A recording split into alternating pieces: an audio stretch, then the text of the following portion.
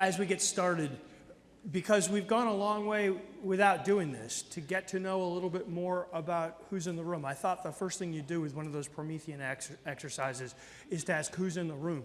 I learned when I was a union leader in Denver that you had to start your work by doing what the NEA wittily called an environmental scan, which actually means just figure out who's in the room before you shoot your mouth off. What I'd like to do is to ask how many people in the room do certain things. Because it's late in the day, what I'm going to ask you to do is to stand up, okay? And if the role is appropriate for you. Now, the first thing I want to do is to ask anybody who is currently employed in a K-12 public or private school system to stand up. Currently employed, K-12 public employed. Okay, you guys stay standing for a minute, okay? Some of you may have to pretend you're in church. If you're at least in the kind of church I went to, stand up, sit down, stand up, sit down. Okay, so how many of you all are principals? Remain standing.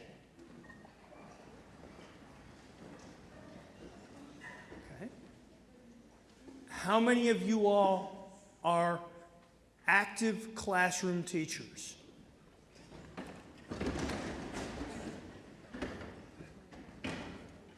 Okay. How many of you all are superintendents or central office types? So that's a really good mix. Thank you, everybody. We're going to continue on this for just a second, but that's a very nice mix. I'm glad to see the balance, glad to see that there's a few more teachers than everybody else, because that's the way the workforce is made up.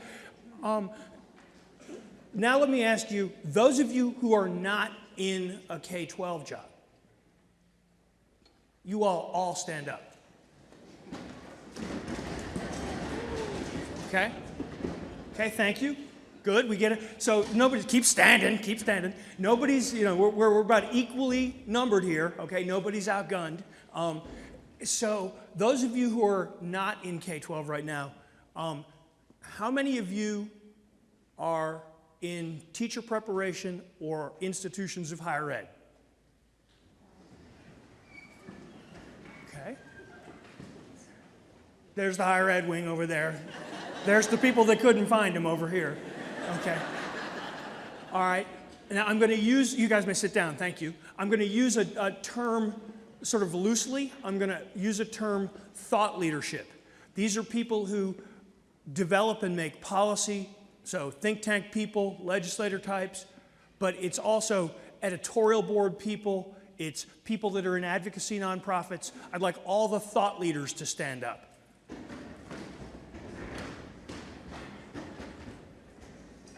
Excellent. I'd like the legislators to remain standing for a minute.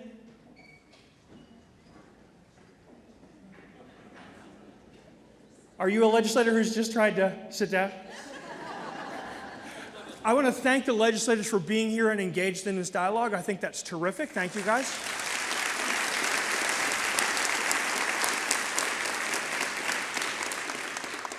So this is a rich and diverse group.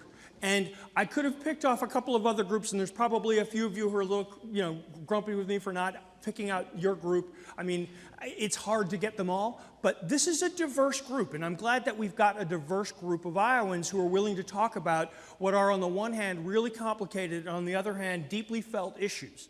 It's almost never that you find issues that, on the one hand, people are so passionate about, and on the other hand, so crazy complicated in the details than in K-12 public education policy.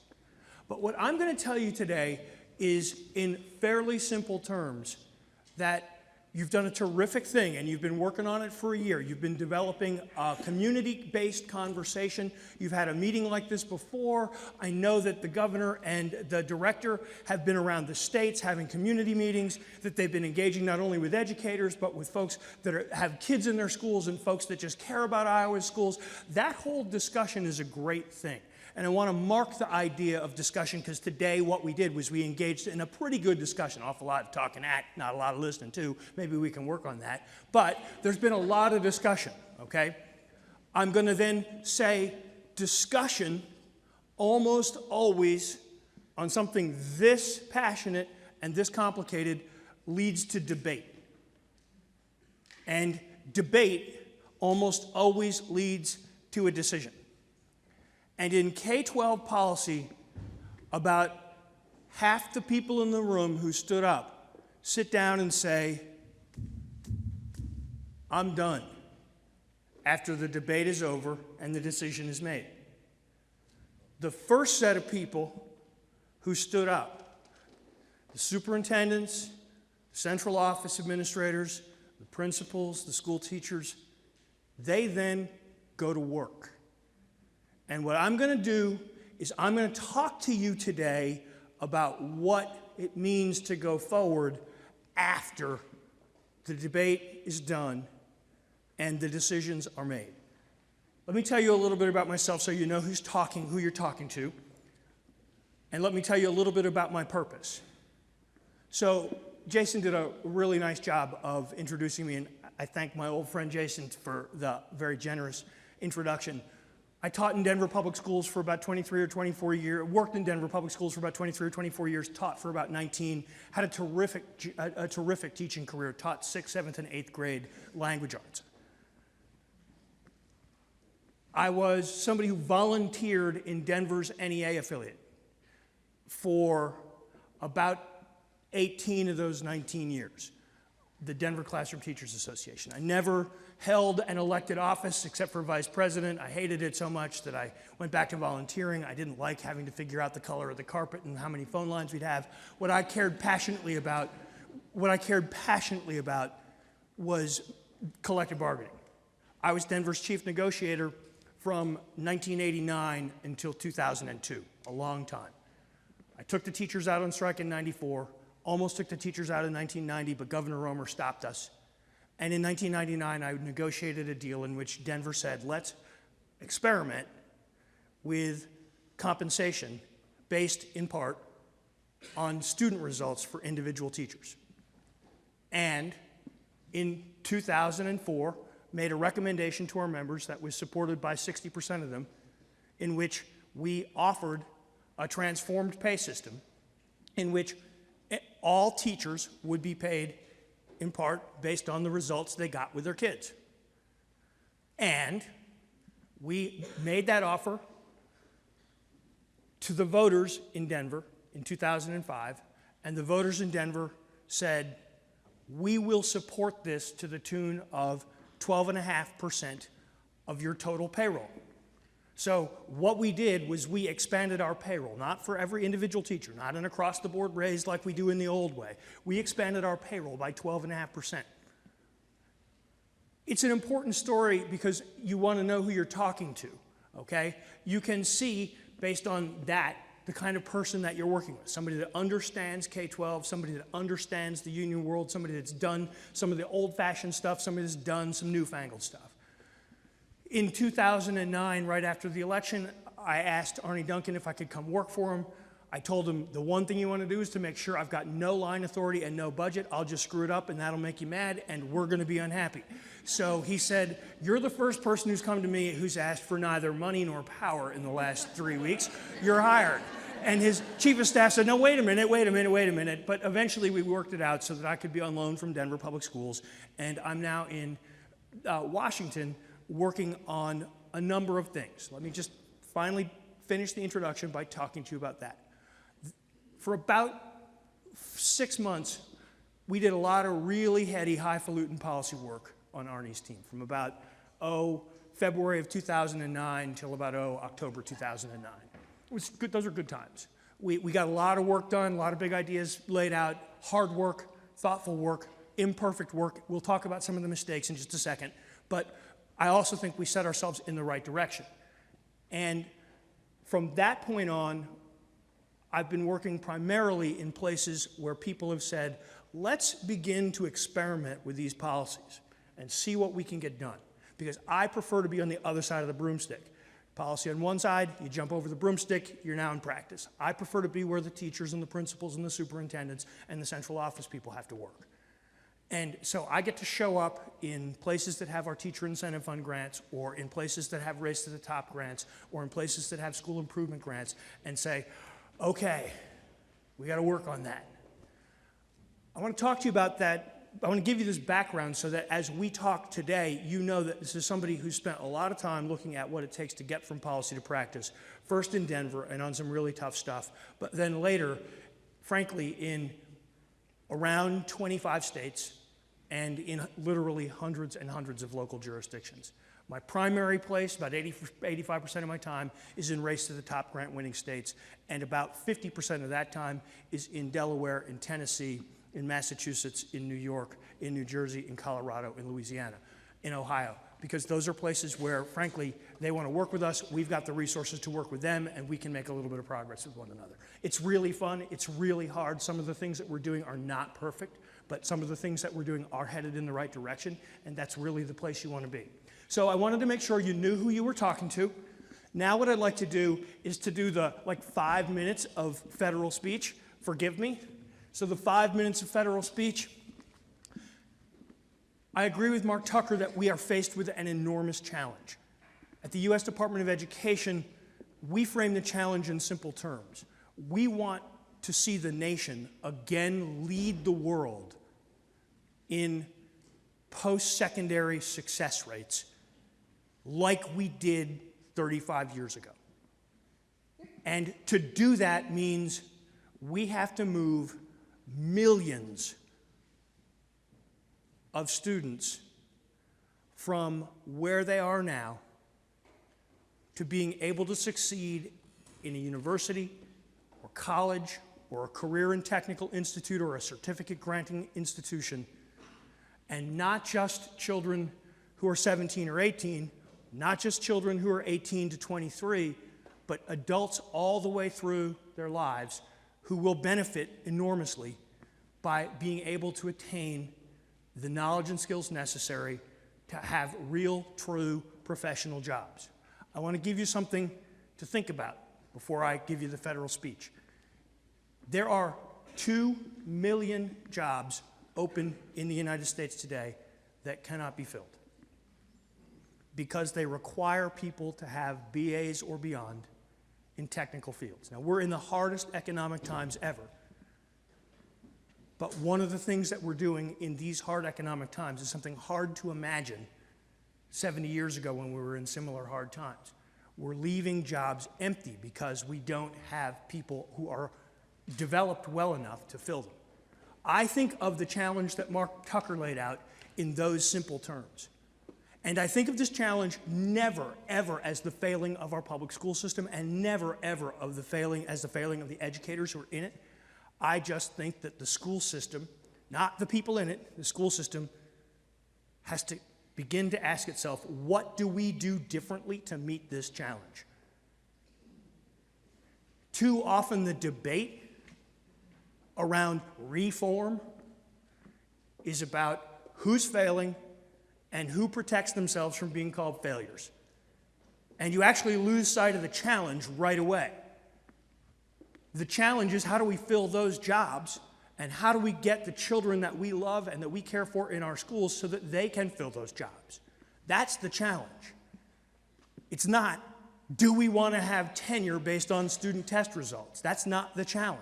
It's not, do we want to fire teachers because they've gotten a bad test score? It's also not, do we want to protect teachers for 120 days of paid leave while we call it due process? It's not a lot of things, okay? Meeting the challenge is asking, how do we fill those jobs? And how do we prepare people to fill those jobs? And that's really all the challenge is. And I'm going to come back when we begin to get to the real substantive portion of the talk to that as the prime thing. But in our required federal speech, what I have to say is that when we took office, we were very clear about what our policy direction would be and also what our policy means would be. We decided that we needed to look comprehensively across the K-12 system. Many people will say, at least based on the headlines, you guys have failed at that. Maybe we have. It became too narrow and too focused on bad teachers or something like that. But we said, no, actually, you've got to look at least at 6 things. You've got to look at higher education, especially making sure that we have safe and secure federal student loans. Remember, at the time when we took office, they were being managed by the private sector and very risky. Second thing we said is we've got to create a new federal emphasis on early childhood education. And while we have only started a federal emphasis on early childhood education and don't by any means want to federalize early childhood education, we for once finally have located what we do with children under kindergarten in a place that's focused on education. We never want to give up on the government mission to secure welfare for our neediest children, but we believe we need to think about it as an educational mission too. Those two things are then complemented by 4 other directions that we took up in K-12. We wanted to build great data systems so that students, parents, schools, school districts, and teachers had access to information. We wanted to move states to college and career-ready standards. We're going to talk about that a lot. We wanted to make sure that we were focusing on excellent teaching and teachers, and we wanted to turn around the lowest and most persistently underperforming schools. Those of you who are kind of wonky will remember that back in the day, 2009, a long time ago, when the State Fiscal Stabilization Act was passed, those were called the 4 assurances, because if you were going to get State Fiscal Stabilization Act money, you had to assure that you were going to make progress in those 4 areas. Just connecting the dots, because sometimes policy people are impolite to non-policy people. You guys who are non-policy people need to know our policy language. We're willing to share, okay? Final thing, and I want to get this out because it was important. Somebody up on the stage, Troyce, said it. Arnie had a very peculiar approach to setting policy direction. He believed that there had been too much top-down and command control approach to making policy in previous administrations, and Arnie began to use a phrase that we heard mantra-like and spent a lot of time pondering when we worked for him, going, what did he mean when he said that, guys? Tight on goals, loose on means. Tight on goals, loose on means.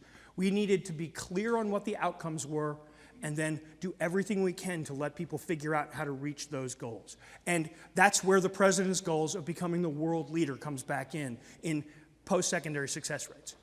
So that's your federal policy overview. It was about 5 minutes. It was obligatory. I hope that it's at least a little bit interesting. What I'm now going to do is to tell you 2 or 3 places where I think we got it wrong, and then enter into some do's and don'ts for you all as you go forward, okay? So one of the places I think we got it wrong is when we focused on education as a civil rights issue, which is a good thing, and when we focused on closing instructional achievement gaps, which is a good thing, we made it look like our reforms didn't matter for everybody. And while I'm going to be the first one to say, as somebody that's worked in a big city school system his whole career, I care passionately about that civil rights movement, I also know that if we don't think about the reforms across the broad areas that we've been talking about today as something relevant to everybody, especially all kids, we're actually going to give this whole movement over to other people because we don't feel like we feel involved in that movement, okay? Highly gifted and talented kids, kids with disabilities, English language learners, poor performers in low-income families, kids in the suburbs, kids that are doing just fine, kids in the private schools, all should be challenged to meet the same standards. And there shouldn't be a federal set of standards that they're challenged to meet. We should be having high expectations that what we're going to do is to prepare kids to fill those vacant jobs and jobs that are better than those that are vacant. So I think we didn't quite get it right. Another place we didn't quite get it right was in the work that we did on teachers and teacher evaluation. Now, I care really passionately about the work that we're doing on teacher evaluation. Almost 90% of the work I do when I show up in all these places is helping them figure out how to make their teacher evaluation system a little bit more doable, a little bit more rigorous, a little bit more likely to improve results for kids, a little bit more likely to incorporate student evidence of student growth. I'm not against the direction, but by making teacher evaluation the thing that people had to focus on first, people stopped thinking about a whole lot of other things. They stopped thinking, for instance, about one of the things you guys talked a lot about today that made my heart sing: teacher leadership and the upward mobility of especially great practitioners in the field. Teacher retention, teacher preparation, the distribution of excellent teachers to make sure that they're in places where we need them the most. All of those issues sort of fell by the wayside as we all started to bust our pick on these really tough teacher evaluation system problems. The second mistake that we made that's related to this first mistake is that we got too focused on one system that's a system inside the system and didn't think system-wide. And this is a place where Mark Tucker would finally say, thank God somebody from the federal government is saying that. Because very often we've been characterized, even though I think we were thinking systemically, for thinking too much about a system within the system, teacher evaluation systems, and that we neglected, for instance, principles, that we neglected, for instance, how do you do large school improvement, that we neglected, for instance, some of the other things that come when you think systemically. I want to lay these mistakes out because I want to be honest with all of us that part of the work that we do together is about continuous improvement and getting better, because we're not going to get it right if we're serious about doing the work well the first time through, okay? So here's how I'm going to close, and then after I close, I'm going to turn it over to Linda, who's going to maybe ask me a couple of questions, and hopefully we'll have a little bit of dialogue.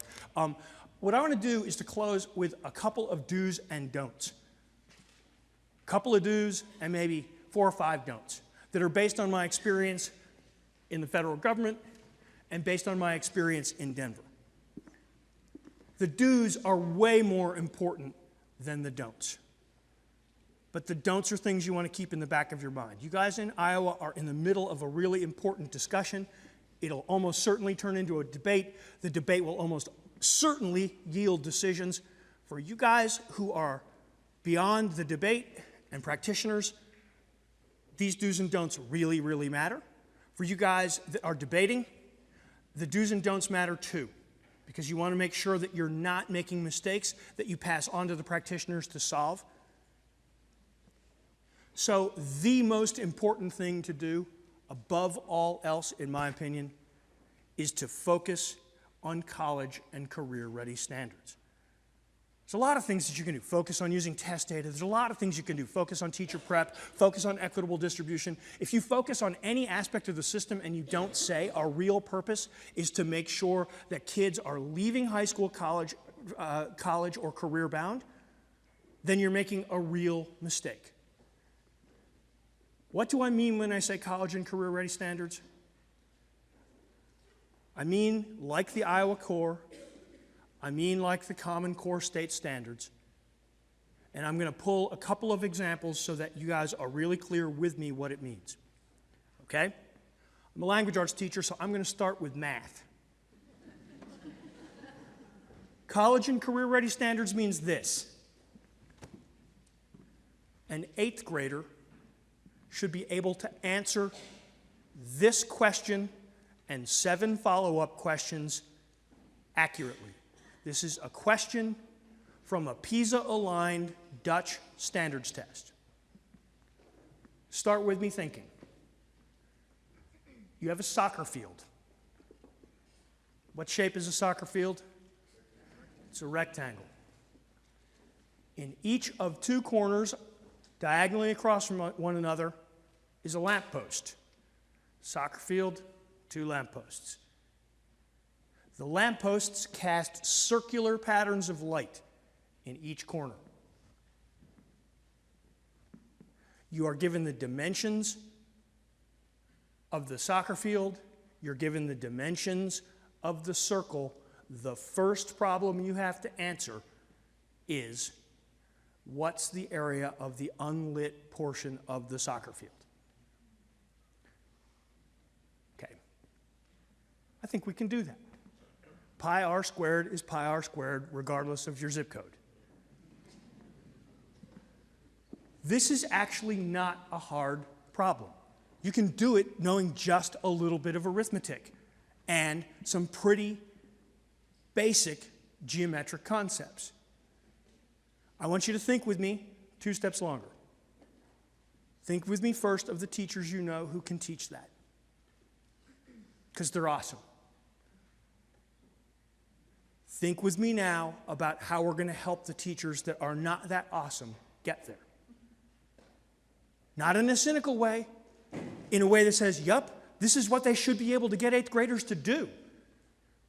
And think with me about the institutions that are going to continue to prepare people to do that work. That's what it means for all of us, policymakers and practitioners, to think about college and career-ready standards. I'm a language arts teacher. I care a lot about English literature. Let me just give you one more thing to think about. I watched the development of the Common Core with incredible excitement because like a language arts teacher, I cared about the standards. And I loved the idea that the standards in Colorado were going to be similar to the standards in other states because it would finally mean that my profession could talk to itself about what we were trying to accomplish. And I taught a lot of really tough kids, a lot of language arts. I loved when I taught 6th, 7th, and 8th graders to teach Macbeth because, by golly, you can teach Macbeth to an 8th grader. It's got witches, it's got ghosts, it's got murder, it's got really jealous wives, it's got all kinds of stuff, it's got guards, it's got all kinds of stuff that really gets an 8th grader going. When the Common Core came out, they had reading lists. Language arts teachers in the room, when you see a reading list, you get excited. I want to see where the texts I know are on this reading list. And they had Macbeth for 10th grade plus. And I went, okay, yeah, but I could teach Macbeth to 8th graders. Now, I know the guys at the Common Core. I did not call them. I did not yell at them. I thought, this isn't bad. Actually, I would be really happy to have Hillary, my daughter, read Macbeth in 10th grade. When they revised them for the final, they bumped Macbeth to somewhere between 8th and 10th. And what did they put in for the 10th grade and beyond Shakespeare text? Hamlet. Language arts teachers, when was the last time you read Hamlet? It's much harder than Macbeth. It's got all the same stuff. It's pretty interesting, but you've got a lot more words. In fact, about 2,000 more lines. It's a really, really hard book. That's when I knew as a language arts teacher that these standards were the real deal. Policymakers, practitioners, we've got to ask ourselves, where are we going to get the 12th grade teachers who are going to say, Hamlet, no problem, bring it on, to all the kids, to the English language learners, to the students with disabilities, I'm ready. That's what the challenge of the Common Core is. So, quickly, 4 don'ts. Don't comfort people, whether they are talking about the standards or whether they're talking about teacher evaluation or whether they're talking about teacher and principal leadership development systems or teacher preparation systems. Don't comfort people by saying, it's okay, we're already doing it here. Don't. Why? We've had way too much happy talk for the last 20, 25 years where we've said in a debate back and forth, we're okay. Okay? We actually need to say, let's get real. Teaching that 8th grade math problem is going to be hard. Preparing teachers so that they can teach that 8th grade math problem, it's going to be hard. It's going to be different. Making sure that all teachers who we give tenure can teach that 8th grade math problem, that's going to be hard. Making sure that we don't put people in 12th grade language arts positions that can't teach Hamlet to 12th grade students with disabilities, that's hard. Making sure that we've got instructional leaders that know how to think their way through this, hard. Okay? Don't comfort people by telling them, tut, tut, it's okay, we're already doing it. I said that in Massachusetts. I think everybody wanted to leave the room. It's a really scary thought. People in Massachusetts have been saying, we're close to that Common Core stuff, it's okay. Second thing, don't wait to start using student data. Don't count on more than you can get out of the darn large-scale tests, but use student data. There was an incredibly enlightened conversation between, I think it was Susan, I think Troyce, I think, is Arthur Art or Art? Arthur. Okay. Those guys started talking about interim assessments and formative assessments in really, really smart ways. That's using student data to inform decisions. And whether we're talking about decisions to grant people tenure, whether we're talking about decisions to make sure that principals can advance to instructional leaders, whether we're talking about giving aspiring teachers the ability to become student teachers, let's make sure we're talking about their ability to use student data to inform decisions, and let's use their ability to use that student data as part of the evidence that we use to advance them, period. And we should expect students to learn not just evidence that students can do. This is tricky and hard, and we rely too much on large-scale assessments. But in the very enlightened conversation, I think it was Troyce who basically said, and I'm going to paraphrase imperfectly, and she can, I hope, forgive me for this, what we really care about is whether or not the teacher is able to predict that the child is proficient or on track to proficiency, and able to make decisions about how she needs to modify her instruction so that that child can advance to proficiency. That's what we're talking about. Not, did you have this percentage of kids reach proficient? Or not, did you have this percentage of kids have extraordinary growth rates in your class? Those are all good things to know, incidentally. But rather, is my A predictive of a student's progress towards proficiency? That's hard. Third thing to not do. Don't think you're going to get it right the first time out. I think the most valuable lessons learned have been in Tennessee, where they almost crashed their entire state teacher evaluation system, which would have crashed their entire policy movement in October of 2011.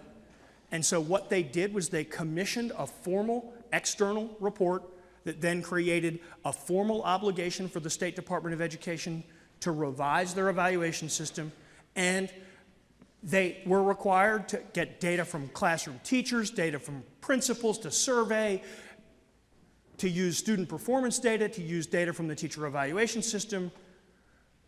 You guys can look for the Tennessee score report, and you can look for the Tennessee Department of Education's response to the score report, and what you'll see is the commitment of people willing to keep going, knowing that they weren't going to get it right the first time through.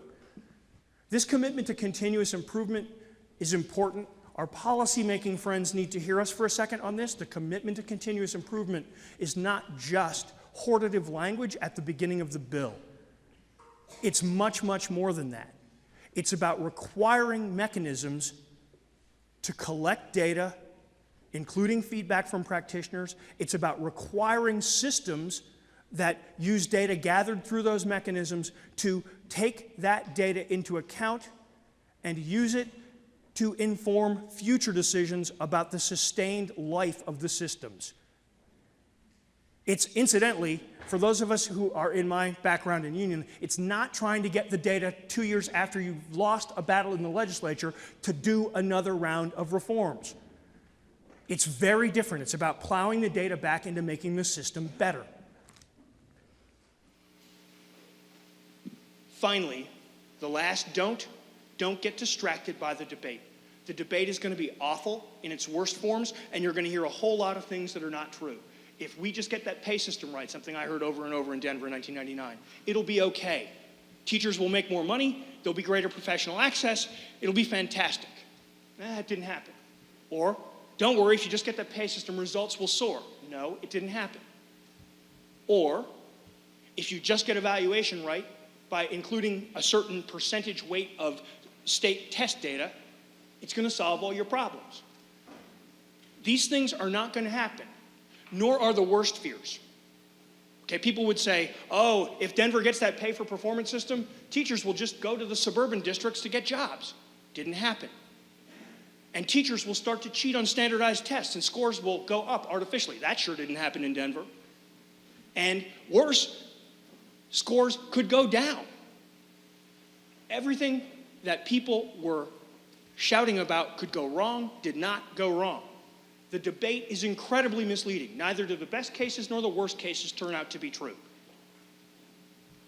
I'm going to close my remarks, and I don't know how much time we've got. Let's see if Linda's got time to ask me questions, and if not, we'll just let you guys hear from Jason and we'll go. I'm going to close with something really important. Back from don't to do, the single most important thing you can do, in my opinion, after you keep your faith in college and career-ready standards, is to keep your faith in all of the people in the system.